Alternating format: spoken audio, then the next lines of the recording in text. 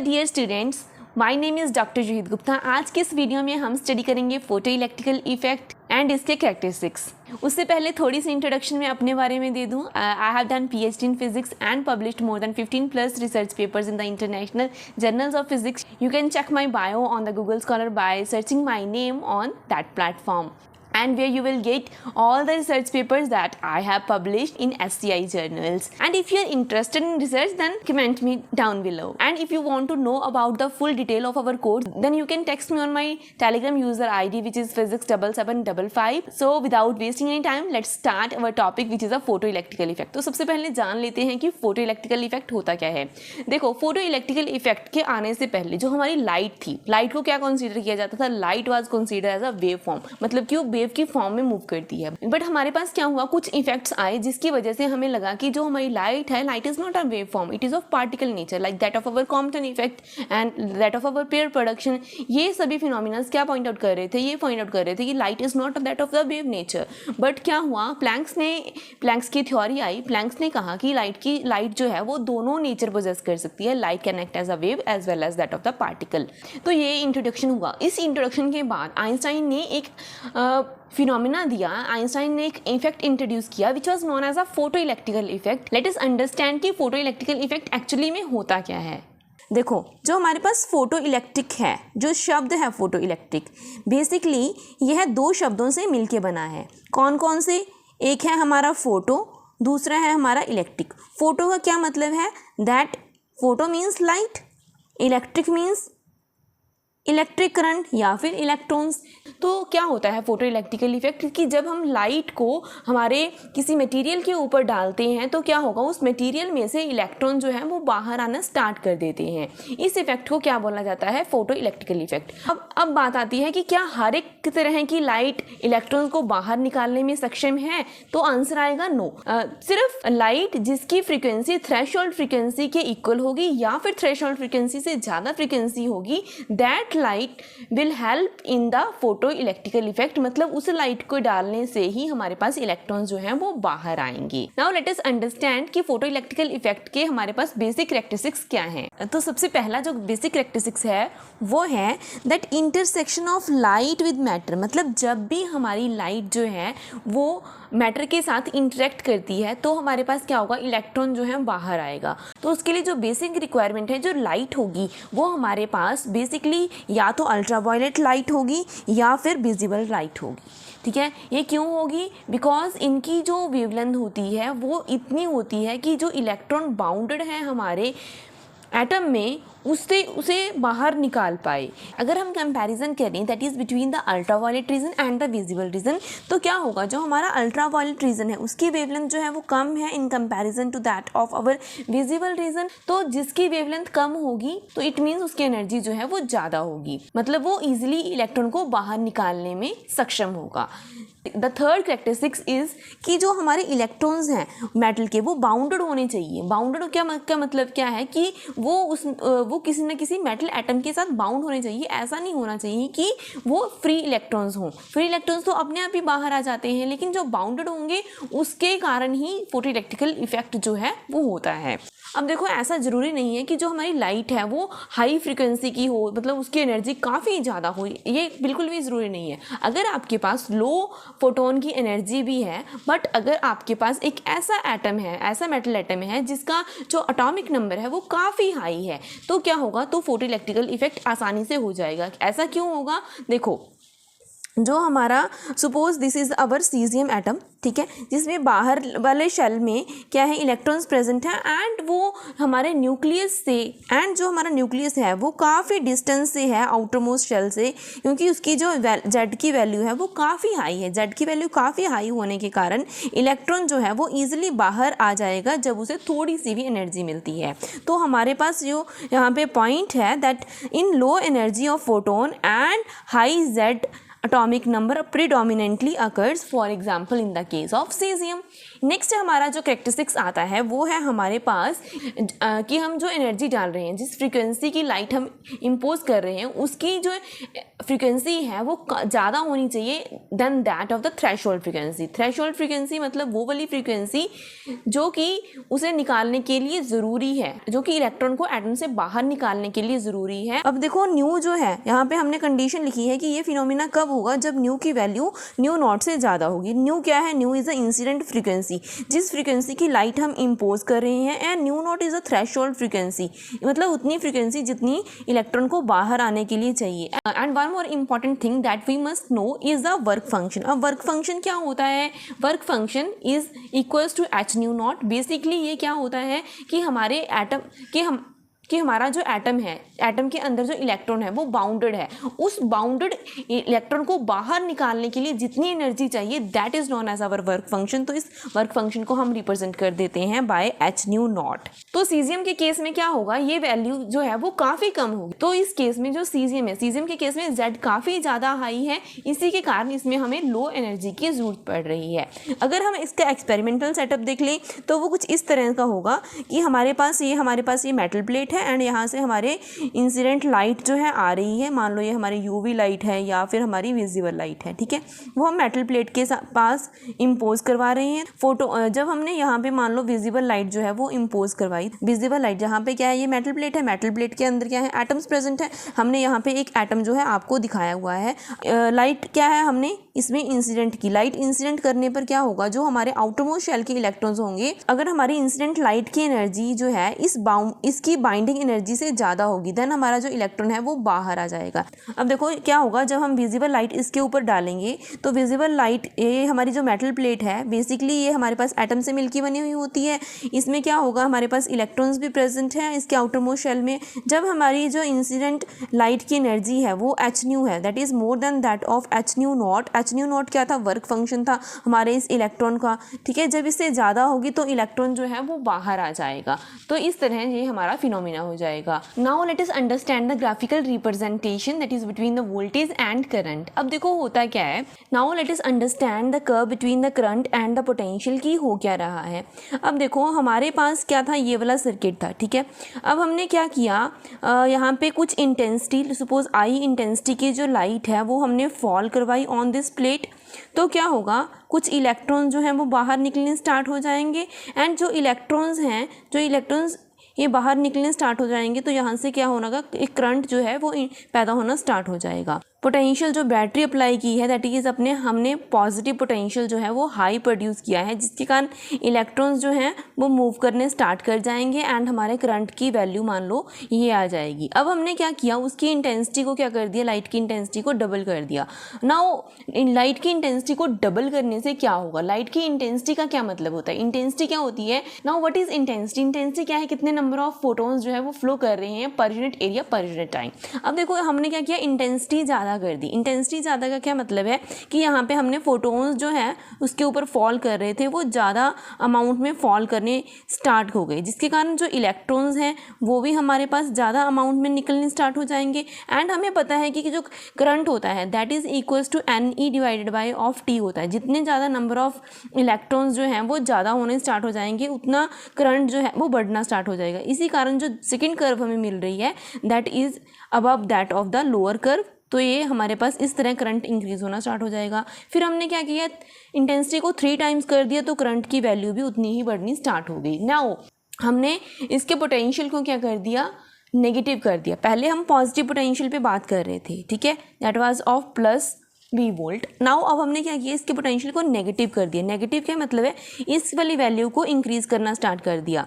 अब हमने अब इसको इतना इंक्रीज़ कर दिया कि जो मैक्सिमम काइनेटिक एनर्जी का इलेक्ट्रॉन जो इसमें से बाहर आ रहा था वो इससे रिपल्शन फील करेगा. रिपल्शन फील होने के कारण वो वहीं पे रुक जाएगा एंड आगे फ्लो नहीं करेगा एंड करंट में कॉन्ट्रीब्यूशन नहीं देगा.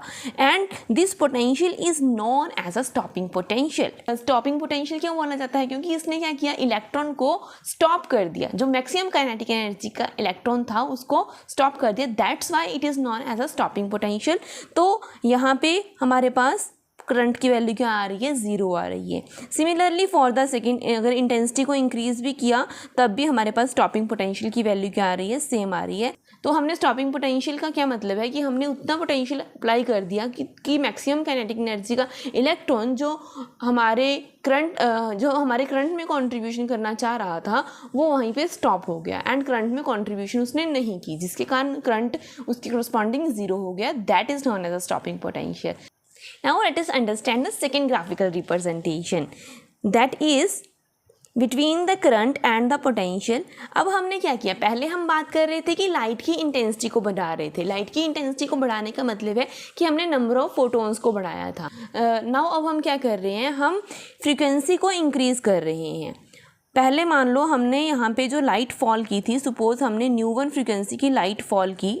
अब जब फ्रीक्वेंसी बढ़ रही है, फ्रीक्वेंसी बढ़ने का क्या मतलब है, नाउ अब हम क्या कर रहे हैं, हम फ्रीक्वेंसी को चेंज कर रहे हैं। पहले हम इंटेंसिटी को वेरी कर रहे थे। ग्राफ सेम है, that is between the current and that of the voltage. अब हमने क्या किया, उसकी फ्रीक्वेंसी को मान लो हमने ν1 फ्रीक्वेंसी रख दी, ठीक है। ν1 फ्रीक्वेंसी की एक लाइट आती है, ν1 फ्रीक्वेंसी की लाइट हमने इम्पोज की, जिसके कारण मान लो जो काइनेटिक एनर्जी है हमारे इलेक्ट्रॉन्स की वो क्या, काइनेटिक एनर्जी ऑफ E1 हो गई, ठीक है। काइनेटिक एनर्जी E1 मतलब इतना पोटेंशियल होना चाहिए उसके स्टॉप करने के लिए, पोटेंशियल की हमने कोई नेगेटिव वैल्यू जो है वो अप्लाई कर दी सो दैट कि मैक्सिमम काइनेटिक एनर्जी का इलेक्ट्रॉन जो है स्टॉप हो जाए एट V1 पोटेंशियल, ठीक है। अब देखो जैसे ही फ्रीक्वेंसी को इंक्रीज़ करेंगे तो kinetic energy of the electrons ultimately बढ़ जाएगी, है ना। जितनी हम फ्रीक्वेंसी इंक्रीज़ करेंगे वैसे ही काइनेटिक एनर्जी इलेक्ट्रॉन्स की बढ़ जाएगी। तो हमें उतना ही नेगेटिव हाई पोटेंशियल अप्लाई करना पड़ेगा, जिसके कारण V2 की वैल्यू जो है वो ज़्यादा नेगेटिव आ रही है, ठीक है। फिर हमने क्या किया, और फ्रीक्वेंसी को इंक्रीज़ कर दिया, दैट इज़ ν3 पे कर दिया। ν3 पे कर दिया मतलब कि और ज़्यादा काइनेटिक एनर्जी बढ़ गई। जब और ज़्यादा काइनेटिक एनर्जी बढ़ गई इट मीन्स हमें और ज़्यादा नेगेटिव पोटेंशियल अप्लाई करना पड़ेगा सो दैट कि हम उस इलेक्ट्रॉन को जो कि मैक्सिमम काइनेटिक एनर्जी का है उसे रोक सकें, ठीक है। तो ये हमने यहाँ पे क्या कर दिया, V3 potential which is a negative potential, तो वहाँ पे हमने अप्लाई कर दिया। This was the first lecture of our photo electrical effect. So this is the graphical representation that is between the potential and the current. But हमने यहाँ पे क्या देख लिया, फ्रीक्वेंसी का इफेक्ट देख लिया। देखो हमने दो ग्राफ स्टडी किए। First one is between the voltage and current, जिसमें हमने इफेक्ट ऑफ इंटेंसिटी देखा। सेकेंड जो ग्राफ हमने स्टडी किया उसमें हमने हमारी फ्रीक्वेंसी का इफेक्ट देखा। अब हमने जो मोस्ट इम्पॉर्टेंट चीज़ है that is the laws of photo electrical effect, वो हम स्टडी करने वाले हैं कि लॉज कौन कौन से हैं हमारे फोटो इलेक्ट्रिकल इफेक्ट के। तो हमारा जो फर्स्ट लॉ है that is the number of photo electrons emitted per second varies directly as the intensity of the light. जैसे ही इंटेंसिटी को इंक्रीज़ किया वैसे ही करंट की वैल्यू में क्या आया था, इंक्रीज़ आया था। तो इंटेंसिटी इंक्रीज़ करने से क्या हुआ था, फोटो इलेक्ट्रॉन्स की संख्या बढ़ गई थी। फोटो इलेक्ट्रॉन्स की संख्या बढ़ गई मतलब करंट की वैल्यू बढ़ गई एंड वो किसके डायरेक्टली प्रोपोर्शनल था, हमारी इंटेंसिटी के। तो intensity of the incident light के ये चीज़ डायरेक्टली प्रोपोर्शनल है, मतलब नंबर ऑफ जो इलेक्ट्रॉन्स निकलेंगे ना that will be directly proportional to that of the intensity of the incident light. हमारा सेकेंड लॉ जो है that is the maximum energy of the photo electrons is independent of the intensity of the incident light. अब देखो जैसा कि हमने यहाँ पे देखा था कि यहाँ पे हमने ये वाला पोटेंशियल क्या था, हमारा स्टॉपिंग पोटेंशियल था। स्टॉपिंग पोटेंशियल क्या मतलब है कि मैक्सिमम काइनेटिक एनर्जी के इलेक्ट्रॉन्स को जो पोटेंशियल रोक दे, मतलब जो मैक्सिमम काइनेटिक एनर्जी है हमारे इलेक्ट्रॉन्स की that is independent of the intensity. मतलब इंटेंसिटी चाहे हमने I इंटेंसिटी की बीम इंसिडेंट करी, चाहे 2I की, चाहे 3I की, लेकिन स्टॉपिंग पोटेंशियल सेम रहा। मतलब जो मैक्सिमम काइनेटिक एनर्जी थी हमारे इलेक्ट्रॉन्स की that is independent of the intensity of the light. So हमें जो पॉइंट याद रखना है that is energy is independent upon intensity. Third हमारा जो लॉ है दैट इज़ जो मैक्सिमम एनर्जी होगी हमारे फोटो इलेक्ट्रॉन्स की वो इंक्रीज़ करेगी as the frequency of incident light increases, जैसे कि हमने इस ग्राफ में देखा था। तो यहाँ से हमें क्या कंक्लूजन मिला कि जो मैक्सिमम एनर्जी है हमारे फोटो इलेक्ट्रॉन्स की वो इंक्रीज़ करती है जैसे ही हम फ्रीक्वेंसी को इंक्रीज़ करते हैं। Next is the emission of photoelectrons cannot occur if the frequency of incident light is below a threshold frequency. मतलब जो हमारी मेटल प्लेट है उसके ऊपर जो हम इंसिडेंट लाइट अगर हम फॉल करवा रहे हैं एंड अगर उसकी फ्रीक्वेंसी हमारी थ्रेशोल्ड फ्रीक्वेंसी से कम हुई तो हमारे पास कोई भी फोटो इलेक्ट्रिकल एमिशन नहीं, वो तभी होगा जब हमारे पास फ्रीक्वेंसी की वैल्यू जो है थ्रेशोल्ड फ्रीक्वेंसी से ज़्यादा होगी. जब हमारे पास थ्रेशोल्ड फ्रीक्वेंसी से अगर कम हुई then this phenomena will not occur. इसे कैसे समझते हैं, मान लो this is your metal plate, ठीक है, इसके ऊपर इंसिडेंट लाइट जो हमने फॉल करवाई, इंसिडेंट लाइट के फॉल होते ही हमारे पास इलेक्ट्रॉन जो है वो इमीडिएटली बाहर आ जाएंगे. मान लो this is the photo electrical this is the metal plate जिसके ऊपर हमने इंसिडेंट लाइट के फोटोन्स हम ऐड कर रहे हैं. जैसे ही हमने लाइट के फोटोन्स ऐड किए तभी इंस्टेंटेनियसली इलेक्ट्रॉन जो हैं वो बाहर आना स्टार्ट कर देंगे. जैसे ही मतलब उन दोनों के बीच में जैसे ही हमने फोटोन ऐड किया तभी हमारा इलेक्ट्रॉन जो है बाहर आना स्टार्ट हो जाएगा. इन दोनों के बीच में कोई भी टाइम लैग नहीं. तो आइंस्टाइन ने ऐसा क्या किया कि उसे नोबेल प्राइज़ मिला. आइंस्टाइन ने एक्सप्लेन किया था इस फोटो इलेक्ट्रिकल एमिशन के प्रोसेस को.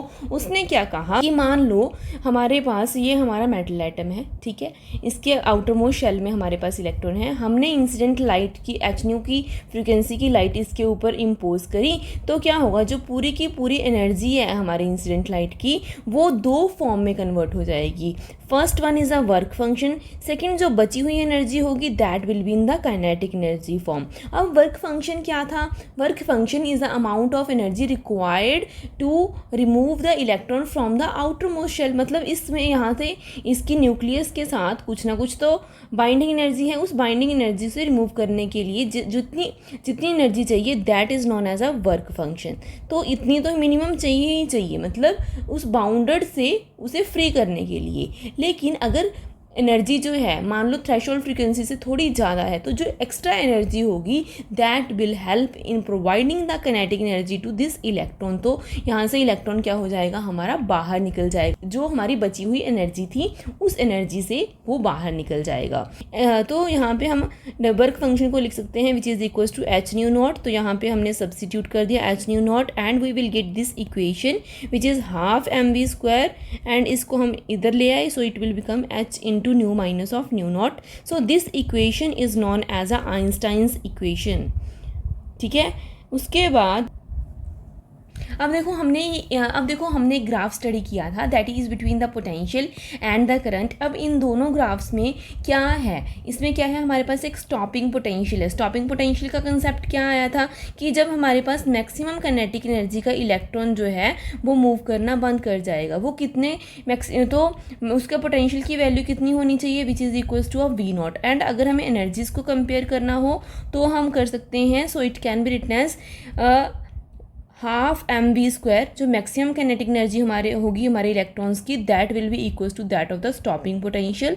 सो इसे लिख सकते हैं ev naught is equals to h nu minus h nu naught. So यहाँ से हम स्टॉपिंग पोटेंशियल की वैल्यू जो है वो कैलकुलेट कर सकते हैं. So it will become h यहाँ से कॉमन निकाल लिया इस इक्वेशन में से एंड e को यहाँ से हमने क्या कर दिया, डिवाइड कर दिया. So it will become h nu upon e minus h nu naught divide by of e. And अगर हम इस इक्वेशन को इक्वेशन ऑफ जो लाइन की इक्वेशन होती है उसके साथ कंपेयर करें which is the y is equals to m x plus c, तो यहाँ पे जो स्लोप होगी that will be h upon of e. तो अगर हमें ग्राफिकल रिप्रेजेंटेशन देखनी हो that is between the stopping potential and the frequency, तो ये कुछ इस तरह से आएगी. So this was all about the photo electrical effect. अगर आपको इसके रिलेटेड कुछ डाउट्स हो then you can ask me in the comment section below. And अगर आपको यह वीडियोस अच्छी लगती हैं तो प्लीज़ अपने फ्रेंड्स के साथ शेयर करें. You can also join my Instagram जिसका लिंक आपको लिंक सेक्शन में मिल जाएगा. टेलीग्राम का हमारा डेमो ग्रुप अवेलेबल है for the full course of CSIR, NET exam, lecturer cadre exam और the master cadre exam. We have different groups for all these 3 exams.